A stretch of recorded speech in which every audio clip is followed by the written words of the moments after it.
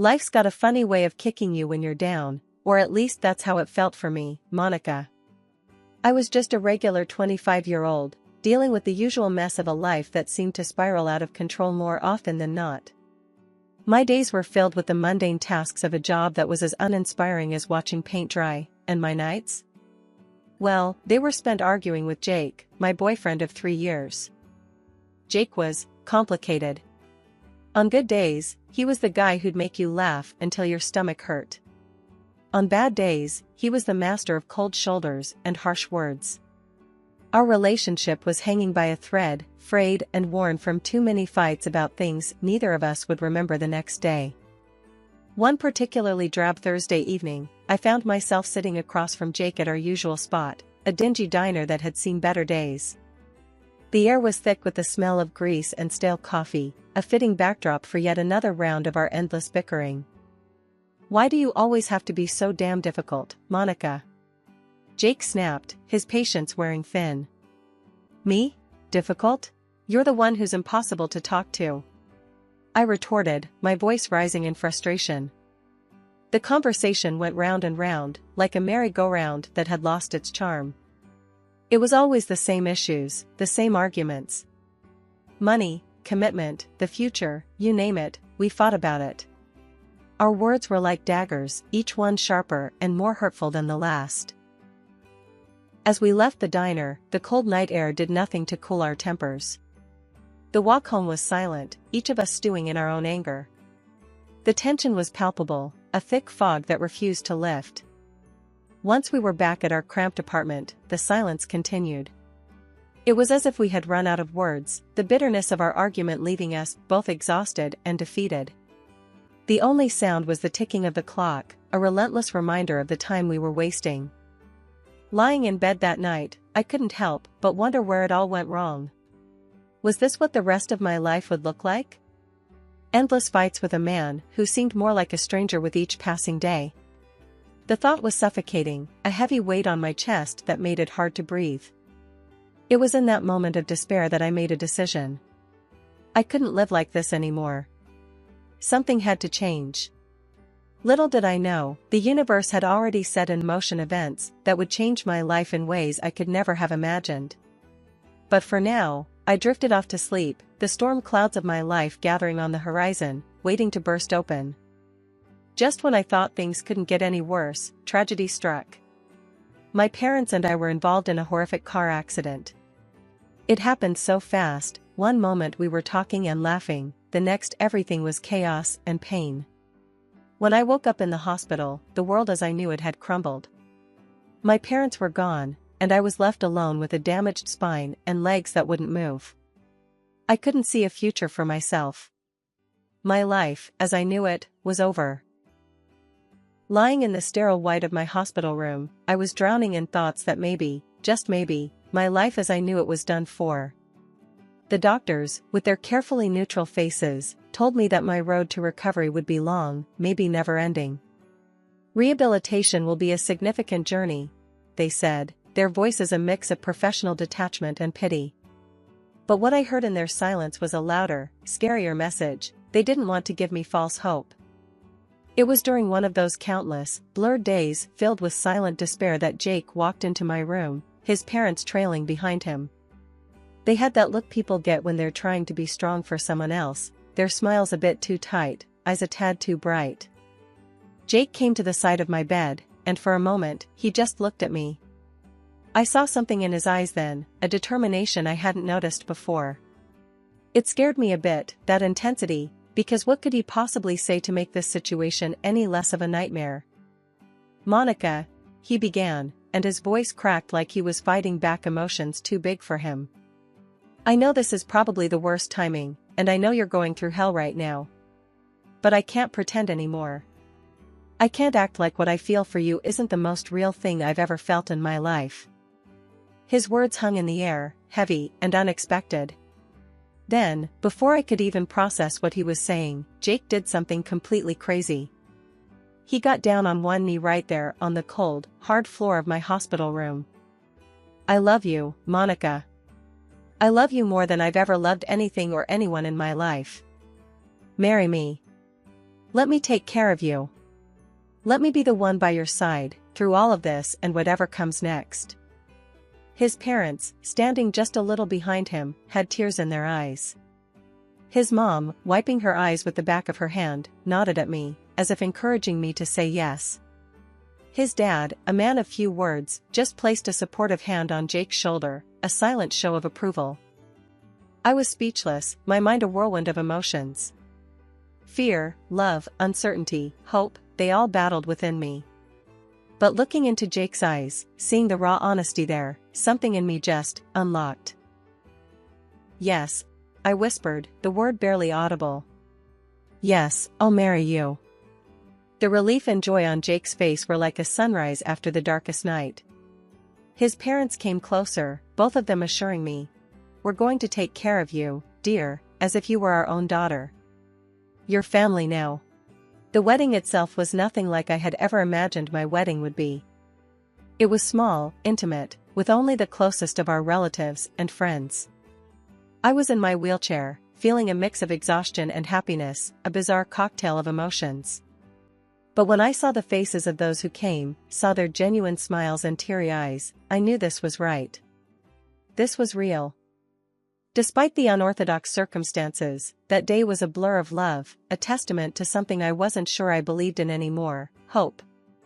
Jake and I, hand in hand, faced our small audience, our vows more than just words, they were promises, a bridge over the uncertainty of my recovery and our future. And as we sealed those vows with a kiss, I allowed myself to believe, maybe for the first time since the accident, that life wasn't over. It was just taking a route I hadn't planned on, a route I wouldn't have to navigate alone. After Jake and I got married, we moved into the big, fancy house my parents left me. It was already fixed up for someone in a wheelchair, with handrails everywhere and special stuff in the bathroom to help me take a shower or a bath. At first, Jake seemed all caring and helpful, like he was really gonna stand by me through thick and thin. But that changed faster than I expected. Not long after we moved in, Jake quit his job. He said it was 'cause he needed to take care of me, but honestly, I wasn't seeing much of this so-called care. His excuse was that we didn't need to worry about money 'cause of the inheritance I got from my parents. According to him, that meant he didn't need to work anymore. But here's the kicker, I ended up doing most stuff by myself. Cooking, trying to clean up as best as I could, struggling to take a bath, it was all on me. Meanwhile, Jake spent his days glued to his computer screen, playing games, or hanging out with his buddies at some bar. He'd come home late, usually drunk, and then he'd start on me, calling me a burden and whatnot. It wasn't just Jake either. His parents, who used to be all sweet and caring before we got married, flipped a switch too. They'd come over, and I'd catch them giving me these looks of disgust when they thought I wasn't paying attention. It was like they saw me as some kind of mistake their son had made. One day, I had enough and confronted Jake about it. I was struggling to make a simple meal in the kitchen, and he just waltzed in, looking for something to snack on. "Can't believe you're just lounging around all day while I bust my ass trying to do basic stuff," I snapped, my frustration boiling over. Jake just rolled his eyes, grabbing a beer from the fridge. "Oh, come on, Monica. You act like you're the only one who's got it tough. I gave up my job for you, remember?" "Gave up your job? Please, you've made that into some kind of noble sacrifice. All you do is mess around all day while I'm stuck dealing with all of this." I gestured around the kitchen, my voice cracking with emotion. "And what's that supposed to mean? You think I enjoy having no life outside of this house? You think I like seeing you like this?" His voice was getting louder, more aggressive. "Having no life? You're out every other night, Jake. How's that having no life? And me? I didn't choose this. I didn't ask for any of it." I was shouting now, tears of anger and frustration welling up in my eyes. The argument spiraled from there, each of us hurling accusations and hurtful words until we were both too exhausted to continue. It was clear as day that the man I married, the family I thought I'd gained, they weren't the support system I'd hoped for. They were just another set of obstacles I had to navigate in this new, harsh reality of mine. As the days turned into weeks, the atmosphere in my home shifted from uncomfortable to outright hostile. Jake's parents, who had once put on a facade of concern and affection, now treated my home like their personal kingdom, blatantly disregarding any semblance of respect or boundaries. Their behavior escalated quickly. They roamed the house as if it were theirs, rummaging through the refrigerator at any hour, taking food without so much as a "by your leave." The living room became their domain, the sofas permanently indented from their constant lounging. The television blared from morning till night, filling the house with incessant noise that grated on my nerves. I remember one afternoon, trying to catch a moment of peace, I asked them, yet again, to lower the volume. "Could you please turn down the TV? I'm trying to rest, and it's really loud," I pleaded, my voice laced with frustration. My mother-in-law, without so much as glancing my way, waved dismissively and replied, "Oh, stop fussing. The volume's fine. You're just too sensitive." Their audacity left me fuming, but nothing prepared me for the discovery I made one quiet morning. I decided to sort through my mother's jewelry, seeking a small connection to her, a moment of solace amidst the chaos. As I opened the cherished casket, my heart sank. The pearl beads, a precious keepsake from my mom, were gone. The shock of their absence was quickly overshadowed by anger when, later that day, I saw the missing beads adorning my mother-in-law's neck. I confronted her, my voice shaking with a mix of rage and disbelief. "Those are my mother's pearls. How did they end up with you?" She feigned confusion, a poorly masked look of guilt quickly passing over her face, before she retorted, "Your mother's? Don't be ridiculous. These have been mine for years. You should be ashamed, accusing me of such nonsense." Her words stung, but they also solidified my growing suspicions about the kind of people I was dealing with. My discomfort turned to vigilance, and it wasn't long before I noticed other items missing: paintings that once graced our walls, expensive dishes that were part of my family's collection. Each disappearance chipped away at my sense of security, leaving me feeling more isolated and betrayed. The final straw came when I caught a glimpse of my mother-in-law one evening, sneaking out with a large, bulging black bag. Her hurried pace and the way she glanced around, thinking she was unnoticed, spoke volumes. I couldn't stay silent any longer. Confronting her the next day, I demanded, "What was in that bag you took out last night? More of my things? More of my parents' memories you decided you're entitled to?"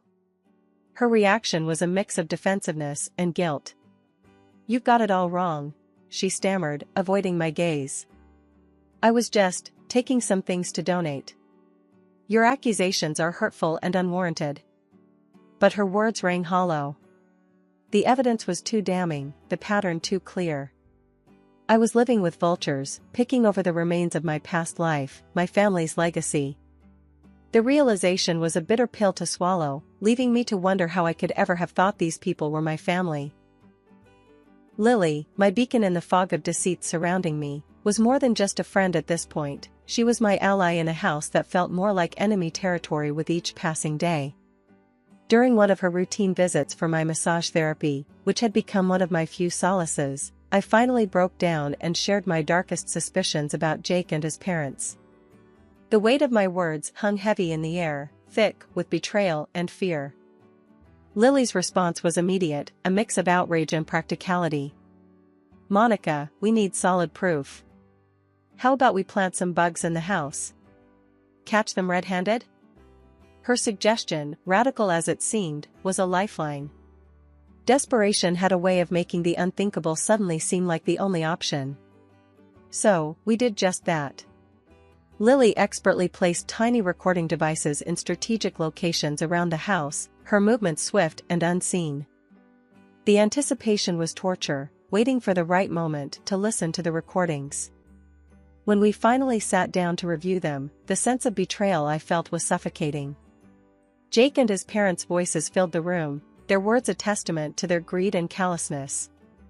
Jake's voice was the first to cut through the silence.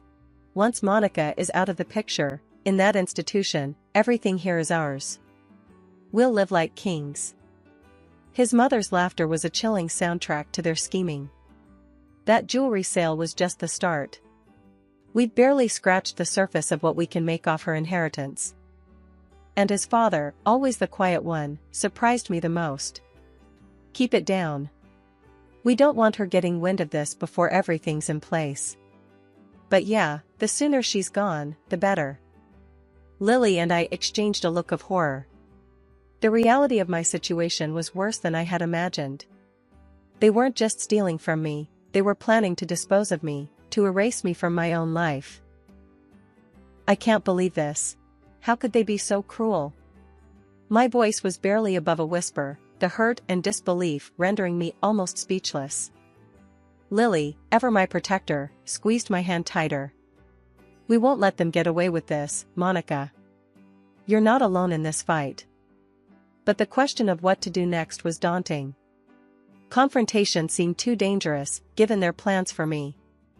I need to be smart, I said, the gears in my mind turning. They think they're playing me, but now we've got them. I need a plan, something to turn this all back on them. Lily nodded, her determination mirroring my own. We'll figure this out, together. They picked the wrong woman to mess with. As we plotted our next steps, the recordings continued to play, a grim soundtrack to our resolve. Each word from Jake and his parents fueled my determination to fight back, to reclaim my life and my dignity from those who'd so callously tried to strip it away. The dinner table that night felt more like a stage for a performance nobody wanted to attend. Jake and his parents, acting as though nothing was amiss, exchanged glances loaded with unspoken words. Their feigned ignorance was almost insulting. As we sat there, the chasm between us couldn't have been wider. I couldn't shake the feeling of betrayal, the sting of their deceit cutting deeper with every secretive look they shared. Fueled by a mix of hurt and defiance, I turned to Jake, my voice steady despite the turmoil inside. Jake, look at me, I said, waiting until I had his full attention, his eyes finally meeting mine. Do you love me? Truly? His reaction was a beat too slow, his smile too forced. Of course, I do. You're my wife, he replied, the words sounding rehearsed, empty. That smile, meant to reassure, only served to confirm my suspicions. I smiled back, a hollow mimicry of his, a silent acknowledgement of the lies that hung between us. Waking up to find the ramps gone was like waking up to a nightmare. The realization hit me hard, without them, I was trapped, even more dependent on the very people who sought to control me. I confronted them at breakfast, my frustration boiling over.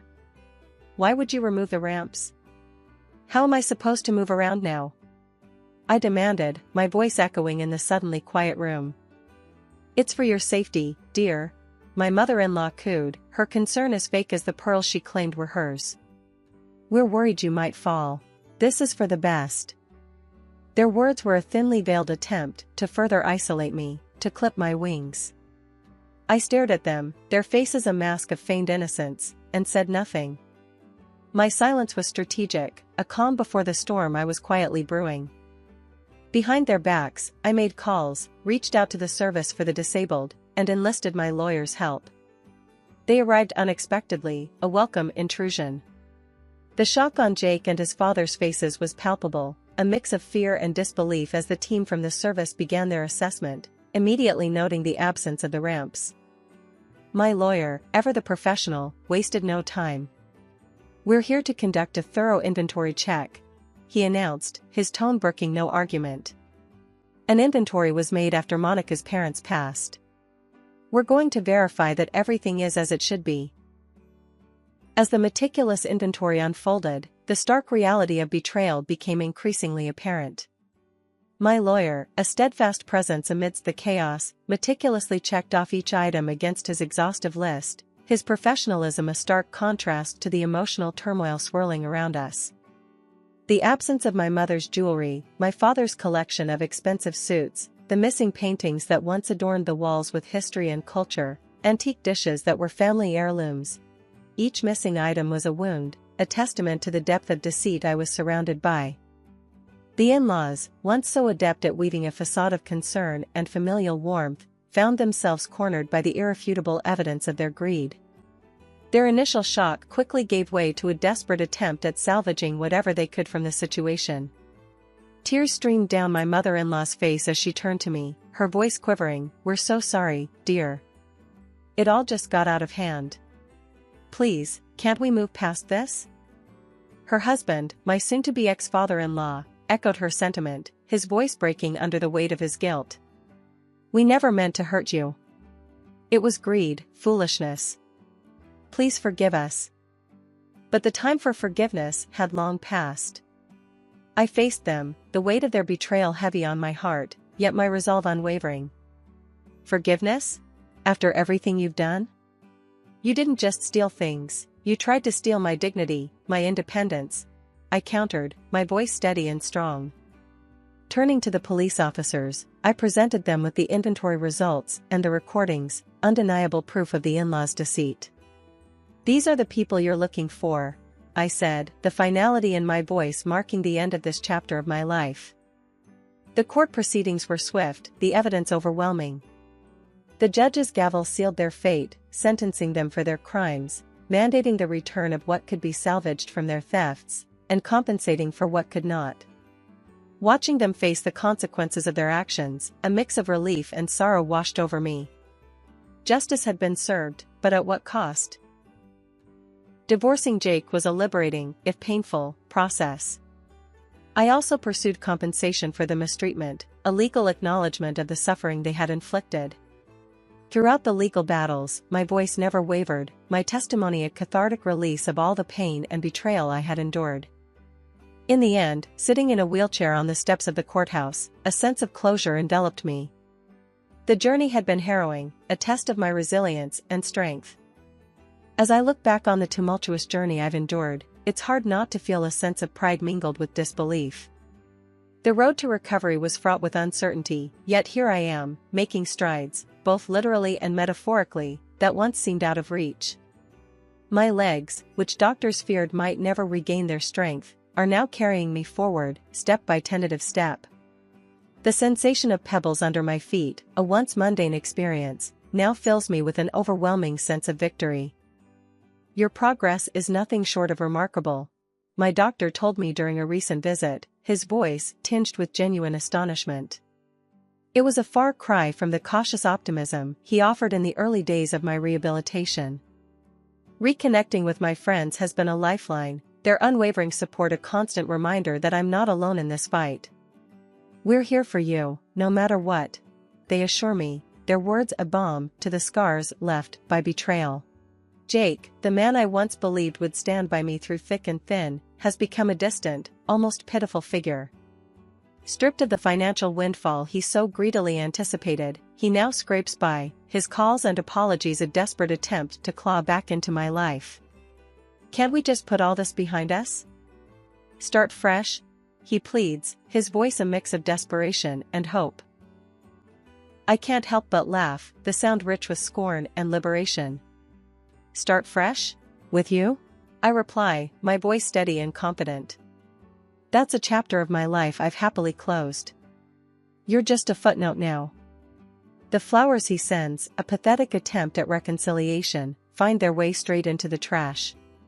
"You think a few roses can erase your betrayal?" I scoff, discarding them with ease. They're a reminder of what I've overcome, not of what I've lost. In the midst of navigating this new normal, I've discovered a passion I never knew I had. Painting has become my sanctuary, a way to express the whirlwind of emotions that accompany my journey. An easel and a set of paints are now my most cherished possessions, allowing me to bring memories of my parents to life and to capture the beauty of the world around me.